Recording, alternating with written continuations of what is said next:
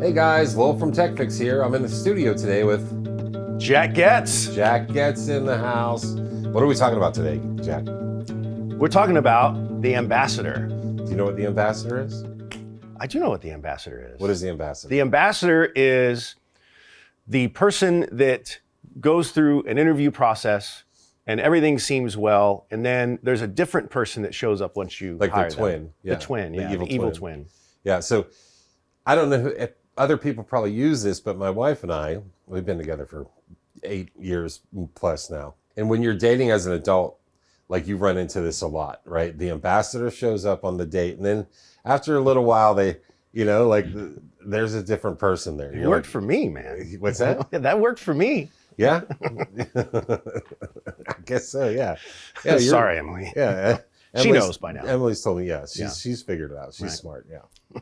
Okay, so we're going to dive into this a little bit because I know if you guys have, as technicians or as managers or as owners of the shop, you have run into this situation where somebody shows up the first couple weeks and they're strong. You're like, oh my gosh, look at this person. And then you start to notice some signs.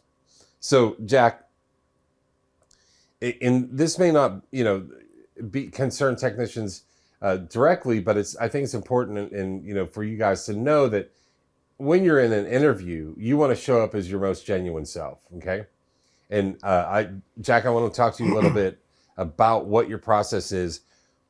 Tell us a story about maybe one time that this happened to you, and then what do you try to do to do your due diligence so that it doesn't happen? Man, it has been a process, because there's been so many ambassadors that have shown up that what our process is. First off, it really comes down to having a good, phone interview, right? And understanding, if this person is gonna work out. And the next thing that we really like to do is I want to have them show up. We have a meeting every morning, and I want them to be there on time, just like everyone else. Right. So, if everything goes well in the interview, please be here. I'd like to have you be our guest at our 7:30 meeting. And then if they can show up on time, because I feel at that point, exactly how far they're gonna, how far the drive is gonna be. Right. Right. And sometimes we just lock the doors, like at 7:31, we'll click, lock the door. So then, but we feel like if you can show up on time, right, then that's going to be one of the first. Now that you're saying this, in all my years of having working with technicians or employees or whatever, that's usually the first thing to start, right? Yeah. Like showing up a few minutes late, and then it's a few more, and then it's a few more, and then before you know it, you have a somebody who's serially, that sounds funny to say, serially tardy, right? Yeah. Yeah. Yeah.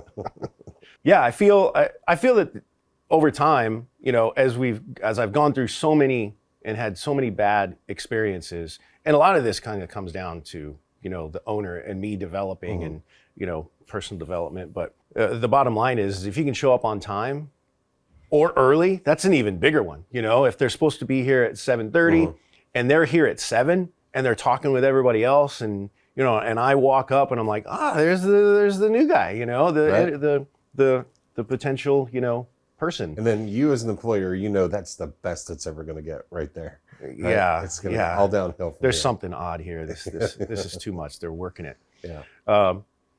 And then there's been, we have a great team now, by the way. And what we've actually started to do, and we've done this for a long time now, is we'll get the team involved, Okay. So after the meeting, we'll go through our thing. And then for the first couple of hours, I'll just have them mingle with everybody and go and just talk to whoever you like. If you want to talk to the parts manager, if you want to talk to whoever, sometimes, and if that goes well, then usually one of the guys will come up and say yay or nay, or man, I know that guy, because after you've been around for a while, right, there's kind of the circle, of trust, so to speak, that is in that world of of technicians.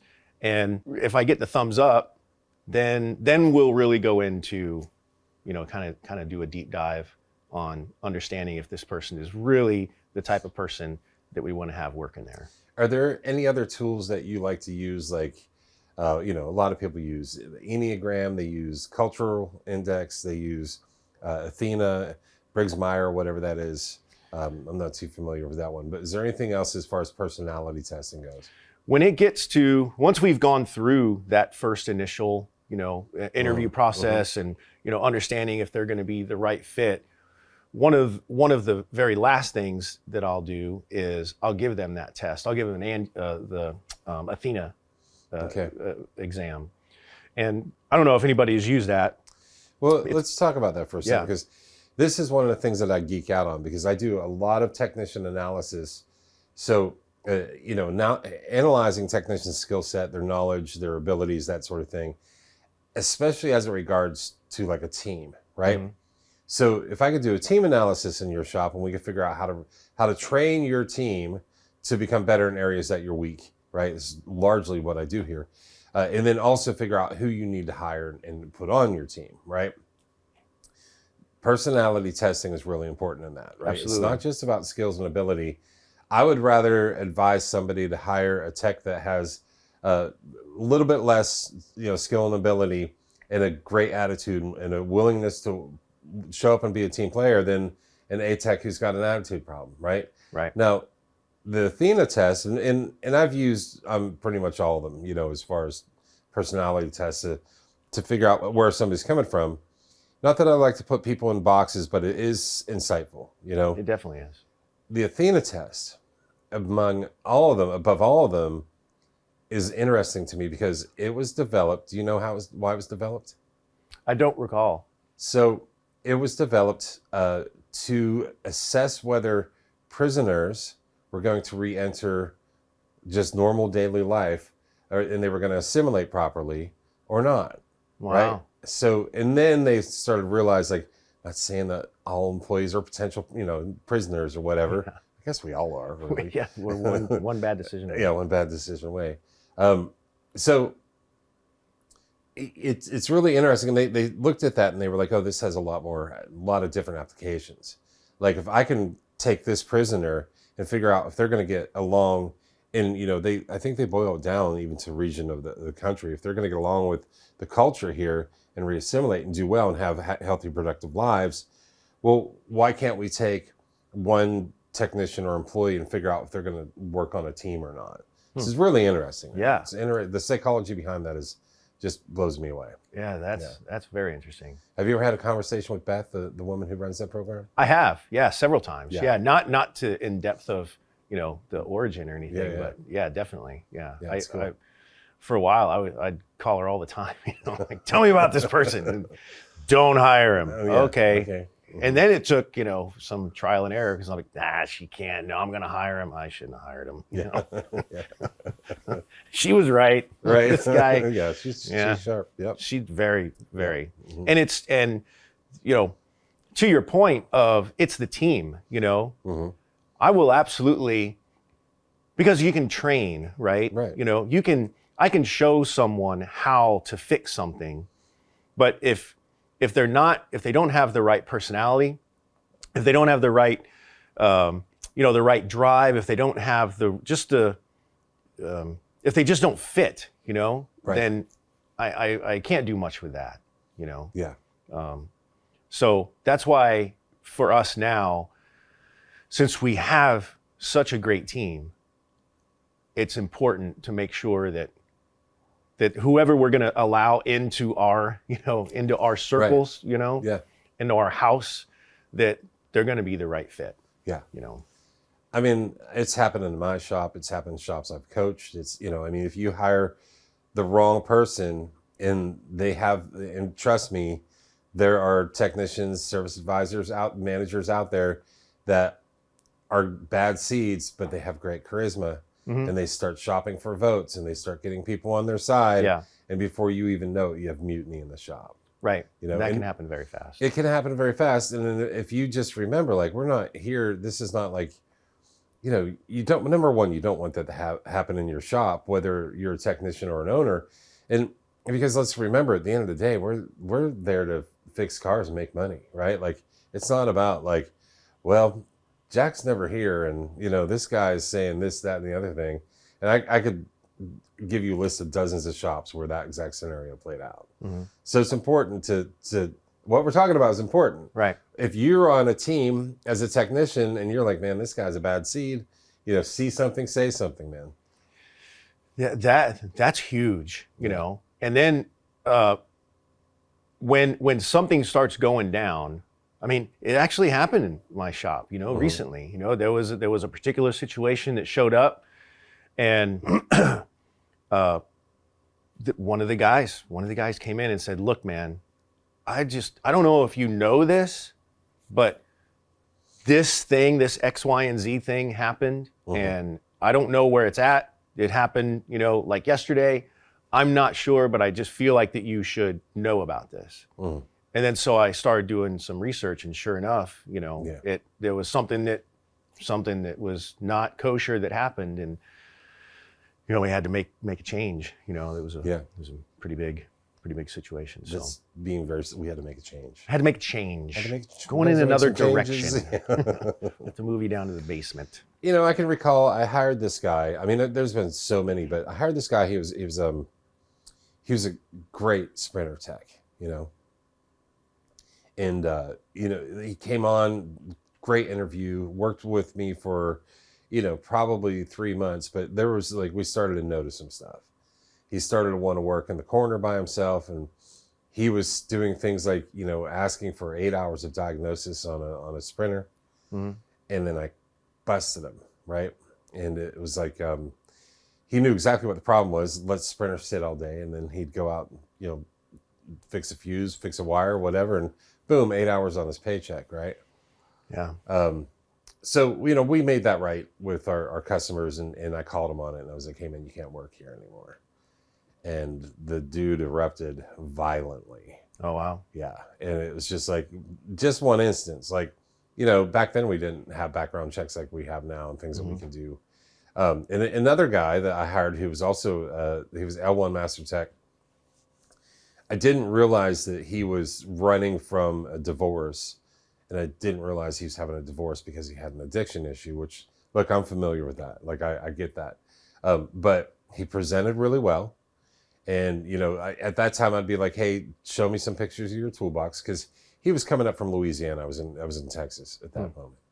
And, he came up and, first day to start, and I'm like, "All right, man, your tool's showing up." He's like, "They're still shipping." So he basically has a bucket of tools.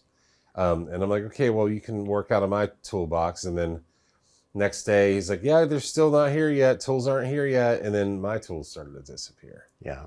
And I started to realize, oh, his tools are in the pawn shop, and now mine are too, right? Right. Yeah, that was pretty hard conversation. I had Dawkins pay for it and everything. But yeah, man. I had early on. I had a guy. He interviewed well. Had some references. Kind of went through the thing, and at that point, I was just looking for someone to turn wrenches that seemed, I didn't have the, whatever I have now, I didn't have that process. It's like, "You good? Can you turn wrench?" "Yeah, right. here's my ASE certification. I'm good, got the tools," and he had the toolbox and everything. And I remember that we had a company that would be coming in at lunch to do some training, right? So I remember it was like a Wednesday. And so I told everybody on Monday and Tuesday, "Hey man, I'm just letting you know, lunch is covered on Wednesday. We got some training coming up. Just want to see everybody here." And there was some things that were going on with this guy, some really bad misdiagnosis, kind of deal. Needs an engine, but it was just an oil pressure, sensor kind of thing. And I'm like, man, there's just something that was off. And what I started to notice is, in the morning he would be off, but in the afternoons he seemed to, I don't know, he just had kind of a burst. It was like a different person, the ambassador was in the morning, and the afternoon, something else would show up. But I remember him walking around going, "Man, this is the best place to work. Man, I love it. It's great. Man, I'm never going to leave here, man. This is so cool." And this was in the afternoon. I'm like, "All right, cool." I'm like, "What's up with, Tom? Dude, he's just a happy guy." Okay. Well, that Wednesday rolls around and he's not, he's left at lunch. So I'm like, man, where's Tom? And then one of the other guys that works there, one of the techs goes, have you talked to the restaurant that's down the street? Have you called down there? And I'm like, no, why would I call a restaurant? Because he's probably sitting at the bar. Because he comes back, he goes to the bar, gets hammered, I couldn't smell it, Right. and comes back just, he's drunk. And I'm like, what? So sure enough, I call the restaurant down the street and I'm like, hey, is there a guy sitting there at the bar with, my uniform on? And the guy's like, it was the manager, and he's like, yeah, he's been here for about, 30 minutes or so. I'm like, has he been drinking? They're like, oh yeah, he comes here almost every day. And so that was the end of that. Man, that sucks. That was So Austin, Texas, and we'll wrap it up here shortly, but it's kind of a party town, right? And unfortunately, I don't know how many good technicians I had to walk to the door because my customers came back and they were like, hey man, it smells like weed in my car. Out in a test drive smoking weed. Like, come on. Can you wait until you get home? Yeah. Let's go. Whatever. So anyhow, it's good to have, I like team input when I'm hiring somebody, right? Right. And you do as well. But I like to have all the facts. I went through so many employees just being like, what you did, you good to go? You turned some wrenches, you got some tools, let's go. Yeah. I'll give you a shot. Well, I think, and I think that things that technicians need to be aware of is that most places aren't like that anymore. Right. If you got a spot on a team, you probably deserve to be there. So, and they want you there. So keep that in mind. So, Yeah. the ambassador is one of those things. And I said it at the beginning of this podcast is that, be your most genuine self. Right. When you go in, you don't have to self-deprecate when you go into an interview, but you definitely want to be like, hey, this is where I excel, and be real. This is where I don't excel, and I need some work. But I have a great attitude. I have a great work history. I'm willing to jump in there and do whatever it takes. Right. That's the kind of person I want to hire, right? Right. Yeah. Well, Jack, again, thanks for joining me on the subject today of the ambassador and how they show up in life. They're ambassadors all around you guys. You just got to look out. Yeah, that's right. You know who they are. Thanks again, man. Thanks for having me. Appreciate it. If you fix the cars, you fix the shop.